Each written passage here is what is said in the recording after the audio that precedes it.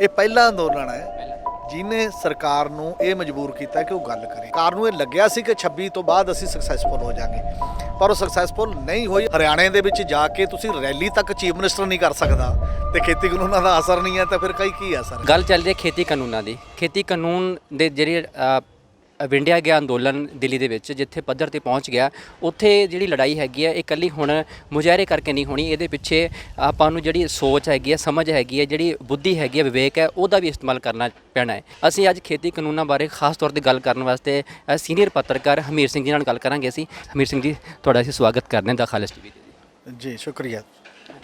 Hamir sir, ਜਿਹੜਾ ਮੇਰਾ ਪਹਿਲਾ ਸਵਾਲ ਤੁਹਾਨੂੰ ਇਹੀ ਹੈ ਕਿ ਜਿਹੜਾ ਖੇਤੀ ਕਾਨੂੰਨ ਚੱਲ ਰਿਹਾ ਇਸ ਟਾਈਮ ਦਿੱਲੀ ਦੇ ਵਿੱਚ ਨਾ, ਤੇ ਉਹ ਇੱਕ ਡੈਡਲੌਕ ਜਿਹੜਾ ਹੈਗਾ ਸਰਕਾਰ ਦੇ ਵਿਚਾਲੇ ਔਰ ਕਿਸਾਨਾਂ ਵਿਚਾਲੇ, ਉਹ ਬਾਰ-ਬਾਰ ਬਣ ਰਿਹਾ, ਟੁੱਟ ਰਿਹਾ ਹੈਗਾ, ਪਰ ਨਤੀਜਾ ਕੁਝ ਨਿਕਲਿਆ। ਇਹਦਾ ਕਾਰਨ ਕੀ ਹੈ ਜੀ?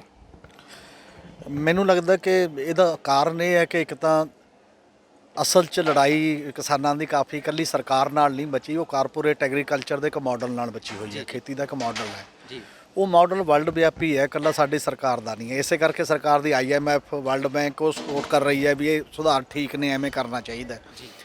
ਪਰ ਜਿੱਥੋਂ ਤੱਕ ਸਰਕਾਰ ਤੇ ਐਡੇ ਵੱਡੇ ਅੰਦੋਲਨ ਦਾ ਦਬਾਅ ਪੈਂਦਾ ਤਾਂ ਸਰਕਾਰ ਗੱਲਬਾਤ ਲਈ ਮਜਬੂਰ ਹੋ ਰਹੀ ਹੈ।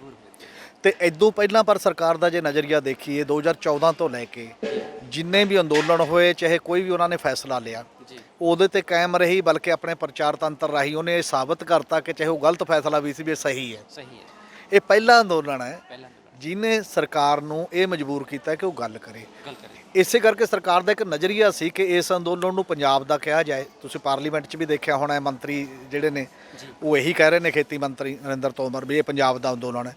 ਪਰ 26 ਜਨਵਰੀ ਤੋਂ ਬਾਅਦ, ਵੈਸੇ ਤਾਂ ਪਹਿਲਾਂ ਹੀ ਇਹ ਪੰਜਾਬ ਦਾ ਅੰਦੋਲਨ ਨਹੀਂ ਸੀ। ਜਦੋਂ 26 ਨਵੰਬਰ ਨੂੰ ਦਿੱਲੀ ਚਲੇ ਗਏ ਸੀ, ਉਹ ਤਾਂ ਪਹਿਲਾਂ ਹਰਿਆਣੇ ਵਾਲੇ ਗਏ ਤੇ ਹਰਿਆਣੇ ਵਾਲਿਆਂ ਨਾਲ ਜੁੜ ਕੇ ਪੰਜਾਬ ਗਿਆ ਤੇ ਫਿਰ ਹੌਲੀ ਹੌਲੀ ਯੂਪੀ ਤੇ ਬਾਕੀ ਦੇ ਲੋਕ ਵੀ ਆਉਣੇ ਸ਼ੁਰੂ ਹੋ ਗਏ। ਪਰ 26 ਜਨਵਰੀ ਵਾਲੀ ਘਟਨਾ ਤੋਂ ਬਾਅਦ ਤਾਂ ਬਿਲਕੁਲ ਜਿੱਡੀਆਂ ਵੱਡੀਆਂ ਪੰਚਾਇਤਾਂ ਜਿਹੜੀਆਂ ਨੇ ਯੂਪੀ 'ਚ ਹੋ ਰਹੀਆਂ ਨੇ, ਜਿੱਡਾ ਵੱਡਾ ਹਰਿਆਣੇ 'ਚ ਹੋ ਰਿਹਾ, ਆ ਹੁਣ ਜਿਹੜਾ ਰੇਲਵੇ ਰੋਕੋ ਸੀ, ਔਰ ਕਰਨਾਟਕਾ 'ਚ, ਬੰਗਾਲ ਦੇ ਵਿੱਚ, ਬਿਹਾਰ ਦੇ ਵਿੱਚ, ਵੱਖ-ਵੱਖ ਥਾਂ ਤੇ ਉਹ ਹੋਇਆ, ਮਤਲਬ ਦੇਸ਼ ਵਿਆਪੀ ਵੰਡੇ ਰਹੇ। ਉਹਦਾ ਦਬਾਅ ਹੈ। 11 ਵਾਰ ਗੱਲ ਹੋਈ ਹੈ ਔਰ ਸਰਕਾਰ ਨੇ 12 ਸੋਧਾਂ ਵੀ ਇਹ ਕਿਹਾ ਕਿ ਅਸੀਂ ਆ ਸੋਧਾਂ ਕਰ ਲੈਂਦੇ ਹਾਂ, ਪਰ ਇਹ ਕਾਨੂੰਨ ਵਾਪਸੀ ਦੀ ਗੱਲ ਨਾ ਕਰੋ। ਉੱਥੇ ਤੱਕ ਆਏ। ਹੁਣ ਇੱਕ ਡੈਡਲੌਕ ਹੈ। ਸਰਕਾਰ ਨੂੰ ਇਹ ਲੱਗਿਆ ਸੀ 26 ਤੋਂ ਤਾਂ ਅਸਲ 'ਚ ਵੀ ਹੁਣ ਅੰਦੋਲਨ ਗਿਆ, ਔਰ ਕਿਸਾਨੀ ਨੂੰ ਵੀ ਲੱਗਿਆ ਸੀ ਨਿਰਾਸ਼ਤਾ ਸੀ ਇੱਕ ਟਾਈਪ ਦੀ, ਕਿਉਂਕਿ ਜਦੋਂ ਇਹ ਹੋ ਗਿਆ ਨਾ ਵੀ ਲਾਲ ਕਿਲੇ ਚਲੇ ਗਏ ਜੀ, ਬਾਕੀ ਹੋ ਗਿਆ, ਉੱਠਣ ਵੀ ਲੱਗ ਗਏ ਸੀ। ਪਰ ਮੁੜ ਕੇ ਅੰਦੋਲਨ ਉਸੇ ਪੋਜੀਸ਼ਨ 'ਚ ਫਿਰ ਦੁਬਾਰਾ ਆਇਆ।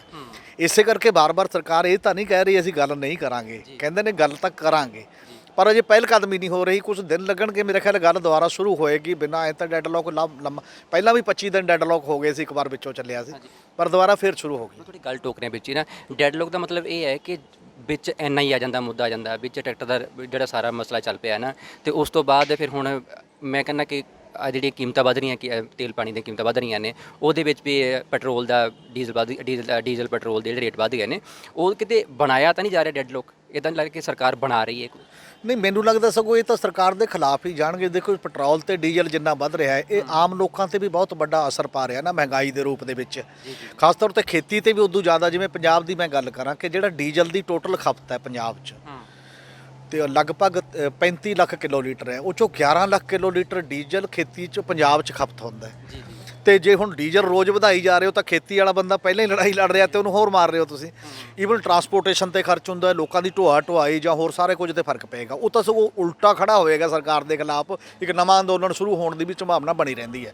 ਪਰ ਸਵਾਲ ਇਹ ਹੈ ਕਿ ਨਾਲ ਦੀ ਨਾਲ ਜਿਹੜਾ ਖੇਤੀ ਦਾ ਇਹ ਕੁਐਸਚਨ ਹੈ, 3 ਕਾਨੂੰਨਾਂ ਦਾ ਤੇ MSP ਦੇ ਗਰੰਟੀ ਦਾ ਜਿਹੜਾ ਸਵਾਲ ਹੈ, ਕਿਸਾਨ ਜਥੇਬੰਦੀਆਂ, ਸਰਕਾਰ ਨੂੰ ਇਹ ਲੱਗਿਆ ਸੀ ਕਿ 26 ਤੋਂ ਬਾਅਦ ਅਸੀਂ ਸਕਸੈਸਫੁਲ ਹੋ ਜਾਾਂਗੇ, ਪਰ ਉਹ ਸਕਸੈਸਫੁਲ ਨਹੀਂ ਹੋਈ। ਅੰਦੋਲਨ ਉਦੋਂ ਵੱਡੇ ਪੜਾਅ 'ਤੇ ਵਿਚਰ ਰਿਹਾ ਉਸ ਪੱਧਰ ਦੇ ਉੱਤੇ। ਜਿੰਨੀ ਜਲਦੀ ਮੈਨੂੰ ਲੱਗਦਾ ਕਿ ਸਰਕਾਰ ਇਹ ਮਾਮਲਾ ਨਿਪਟਾਊਗੀ। ਪਿਛਲੇ ਸਮੇਂ 'ਚ ਉਹਨਾਂ ਨੇ ਇੱਕ ਨਵੀਂ ਪ੍ਰਪੋਜ਼ਲ ਇਹ ਦਿੱਤੀ ਸੀ ਕਿ 1.5 ਸਾਲ ਤੱਕ ਅਸੀਂ ਇਹਨੂੰ ਸਸਪੈਂਡ ਕਰ ਦਿੰਦੇ ਹਾਂ ਤੇ ਇੱਕ ਕਮੇਟੀ ਬਣਾ ਦਿੰਦੇ ਹਾਂ।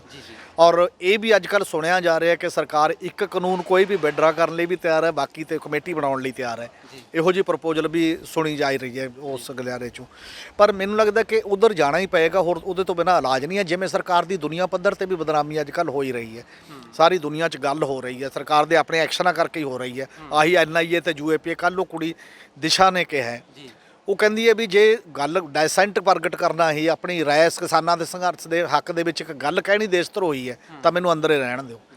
ਤੇ ਜਦੋਂ ਤੁਸੀਂ ਇਸ ਲੈਵਲ ਦੇ اخلاقی ਤੌਰ ਤੇ ਮੋਰਲੀ ਖੜੇ ਹੋ ਰਹੇ ਨੇ ਲੋਕ, ਤਾਂ ਸਰਕਾਰ ਮੋਰਲ ਗਰਾਊਂਡ ਤੇ ਨਹੀਂ ਲੜ ਸਕੇਗੀ ਇਹਨਾਂ ਨਾਲ। ਜੀ, ਜਿਹੜੇ 3 ਕਾਨੂੰਨ ਹੈਗੇ ਉਹਦੇ ਵਿੱਚ ਆਪਣਾ ਇੱਕ ਨਾ ਜ਼ਰੂਰੀ ਵਸਤਾਂ ਸੋਧ ਐਕਟ ਵੀ ਹੈਗਾ ਹੈ, ਇੱਕ ਆਮ ਬੰਦੇ ਤੇ ਕਿਸਾਨਾਂ ਦੇ ਨਾਲ ਜਿਹੜਾ ਇਹਦਾ ਸਰੋਕਾਰ ਜੋੜੇ ਹੋਏ ਨੇ ਇਸ ਸੋਧ ਦੇ, ਤੇ ਇਹ ਕਿੱਦਾਂ ਪ੍ਰਭਾਵਿਤ ਕਰੇਗੀ ਸਾਰੇ ਪ੍ਰਭਾਵ ਨੂੰ? ਅਸਲ 'ਚ ਤਿੰਨੇ ਕਾਨੂੰਨ ਜੋੜ ਕੇ ਹੀ ਹੈ ਕਿ ਆਹ ਜ਼ਰੂਰੀ ਵਸਤਾਂ ਦਾ ਸੋਧ ਦਾ ਤਾਂ ਹਰ ਗਰੀਬ ਤੇ ਹਰ ਬੰਦੇ ਤੇ, ਗੱਲਾਂ ਗਰੀਬ ਨਹੀਂ ਮਤਲਬ ਜਿਹਦੇ ਵੀ ਘਰ ਖਾਣਾ ਤਾਂ ਸਭ ਨੇ ਖਾਣਾ ਹੀ ਹੈ, ਉਹ ਸਭ ਤੇ ਹੋਏਗਾ।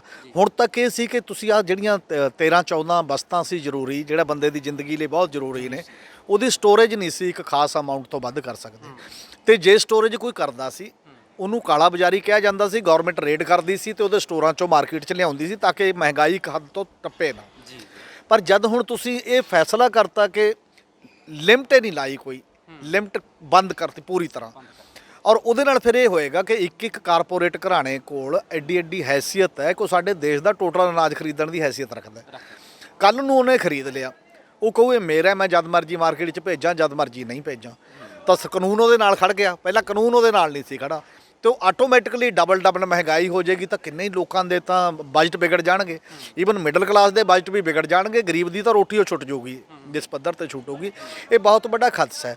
ਹਾਲਾਂਕਿ ਕਿਉਂ ਹੈ ਇਹ, ਜਦੋਂ ਤੁਸੀਂ ਆਪ ਕਹਿ ਰਹੇ ਹੋ ਕਿ ਰਾਈਟ ਟੂ ਫੂਡ ਐਕਟ ਦੇ ਤਹਿਤ 67% ਪਾਪੂਲੇਸ਼ਨ ਇਹੀ ਜੀ ਹੈ ਤੁਹਾਡੇ ਮੁਤਾਬਕ ਕਿ ਉਹ ਆਪਣੀ ਰੋਟੀ ਆਪ ਕਮਾ ਕੇ ਖਾ ਨਹੀਂ ਸਕਦੀ, ਤੁਸੀਂ ਉਹਨੂੰ ਰਿਆਇਤੀ ਚੌਲ ਔਰ ਕਣਕ ਦੇ ਰਹੇ ਹੋ, ਤਾਂ ਫਿਰ ਇਹੋ ਜਿਹਾ ਜਿਹੜਾ ਫੈਸਲਾ ਕਰਕੇ 67 ਦੀ ਬਜਾਏ ਕਿੰਨੇ % ਅੱਗੇ ਹੋਰ ਵਧਾ ਦੇਣਾ ਚਾਹੁੰਦੇ ਹੋ, ਇਹ ਸੋਚਣ ਦਾ ਸਵਾਲ ਹੈ ਬਹੁਤ ਵੱਡਾ।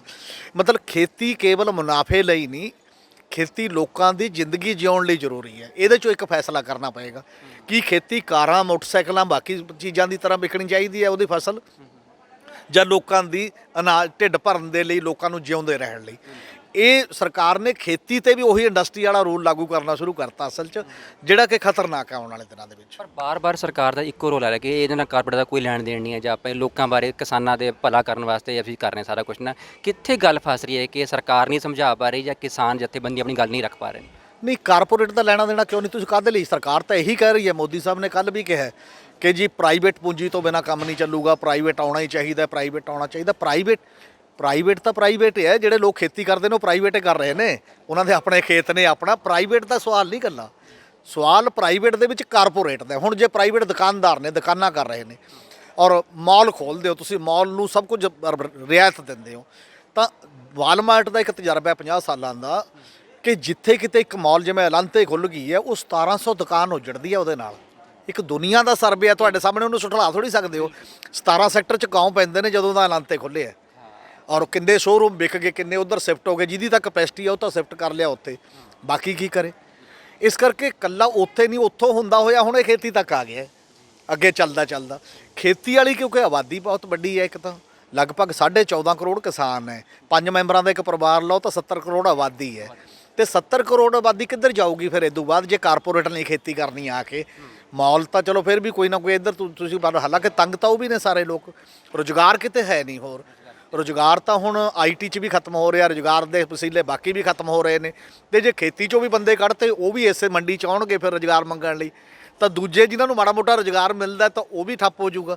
ਅਸੀਂ ਕਿੱਧਰ ਜਾ ਰਹੇ ਹਾਂ? ਮਤਲਬ ਪਾਸਾ ਇਹ ਹੈ ਜਿੱਥੋਂ ਯੂਰਪ ਤੇ ਅਮਰੀਕਾ ਫੇਲ ਹੋ ਗਏ ਨੇ, ਜਿਹੜਾ ਮਾਡਲ, ਉਹ ਮਾਡਲ ਅੱਜ ਅਸੀਂ ਲਾਗੂ ਕਰਨ ਦੀ ਕੋਸ਼ਿਸ਼ ਕਰ ਰਹੇ ਹਾਂ। ਪਰ ਇਹ ਜਿਹੜੀ ਆਪਾਂ ਕੰਟਰੈਕਟ ਖੇਤੀ ਦੀ ਤੁਸੀਂ ਗੱਲ ਆਪੇ ਛੇੜੀ ਹੈਗੀ ਹੈ, ਇਹ ਪੰਜਾਬ ਦੇ ਵਿੱਚ ਕਹਿੰਦੇ ਆਲਰੇਡੀ ਲਾਗੂ ਸੀ, ਜਾਂ ਅਕਾਲੀ ਦਲ ਸਰਕਾਰ ਆਈ ਹੈ, ਫਿਰ ਹੁਣ ਸਰਕਾਰ ਨੇ ਸੋਧਾਂ ਦੀ ਗੱਲ ਵੀ ਕੀਤੀ ਹੈ ਪੰਜਾਬ ਸਰਕਾਰ ਨੇ, ਤੇ ਇਹ ਪਰ ਲੇਕਿਨ ਦੂਜੇ ਪਾਸੇ ਸਰਕਾਰਾਂ ਕੁਝ ਹੋਰ ਬੋਲਦੀਆਂ ਨੇ, ਪਰ ਆਲਰੇਡੀ ਇਹ ਜਿਹੜੇ ਹੈਗੇ ਠੇਕਾ ਆਧਾਰਿਤ ਖੇਤੀ ਹੈਗੀ ਹੈ ਉਹ ਸਰਕਾਰਾਂ ਲੈ ਕੇ ਆਈਆਂ ਨੇ।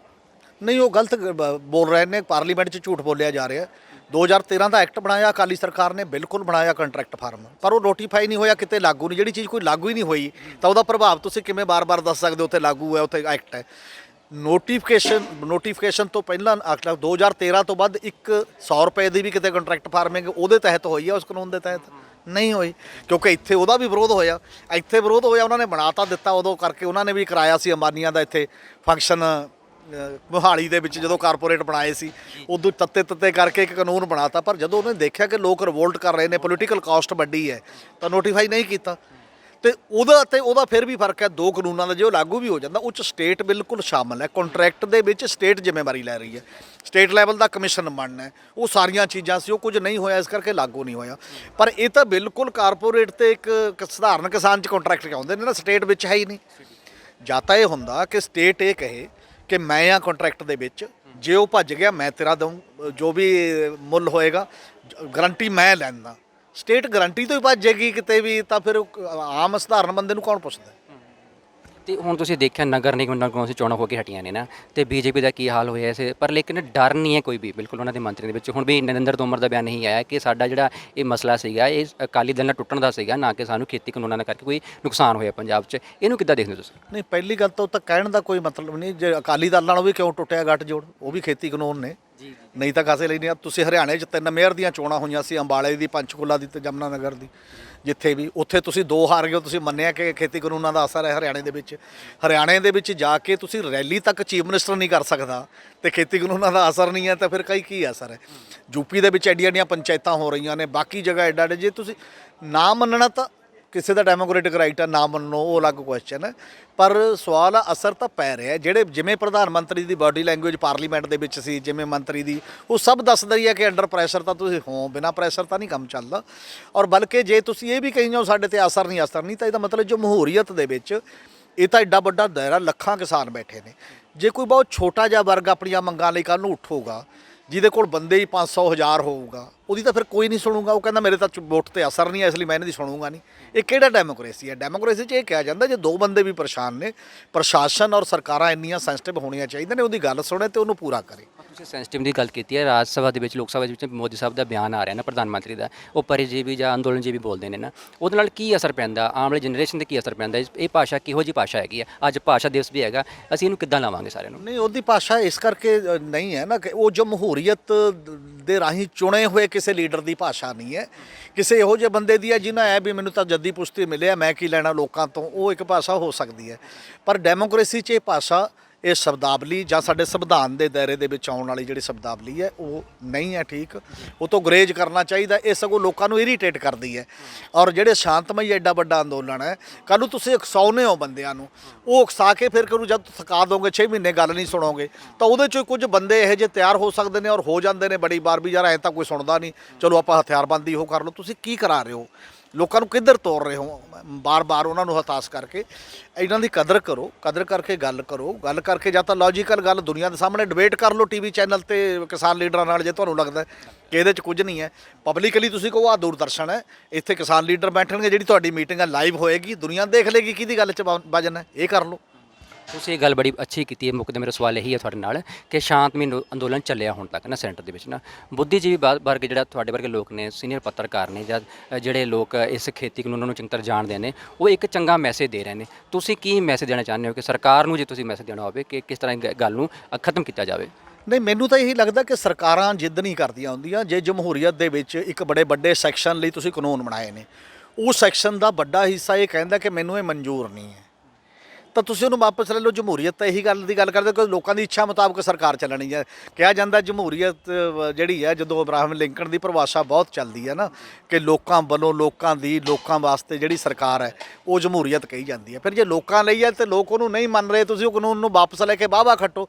ਜੇ ਨਰਿੰਦਰ ਮੋਦੀ ਇੱਥੇ ਆ ਕੇ ਸਿੰਘੂ ਬਾਰਡਰ ਦੇ ਉੱਤੇ ਐਲਾਨ ਕਰ ਦੇਣ ਵੀ ਚਲੋ ਤੁਸੀਂ, ਮੈਂ ਤਾਂ ਤੁਹਾਡਾ ਭਲਾ ਕਰਨਾ ਚਾਹੁੰਦਾ ਸੀ, ਤੁਸੀਂ ਨਹੀਂ ਕਰਾਉਂਦੇ, ਤੁਹਾਡੀ ਇੱਛਾ ਹੈ, ਚਲੋ ਅੱਜ ਤੋਂ ਆਪਾਂ ਇਹ ਬੰਦ ਕਰਤਾ, ਤੇ ਹੀਰੋ ਬਣ ਜਾਏਗਾ ਮੁੜ ਕੇ। ਤੇ ਨਹੀਂ ਤਾਂ ਫਿਰ ਠੀਕ ਹੈ। ਤੇ ਲੋਕ ਅੰਦੋਲਨ ਨੇ ਵੱਡੇ ਇੱਥੇ, ਜੇ ਅੰਗਰੇਜ਼ ਨਹੀਂ ਰਹੇ, ਜੇ ਔਰੰਗਜ਼ੇਬ ਨਹੀਂ ਰਿਹਾ ਤੇ ਬਾਕੀ ਨਹੀਂ ਰਹੇ, ਤਾਂ ਸਰਕਾਰ ਨੂੰ ਤੇ ਇਹਨਾਂ ਮੁੱਦਿਆਂ ਨੂੰ ਸੈਂਸਿਟਿਵਲੀ ਹੱਲ ਕਰਨਾ ਚਾਹੀਦਾ।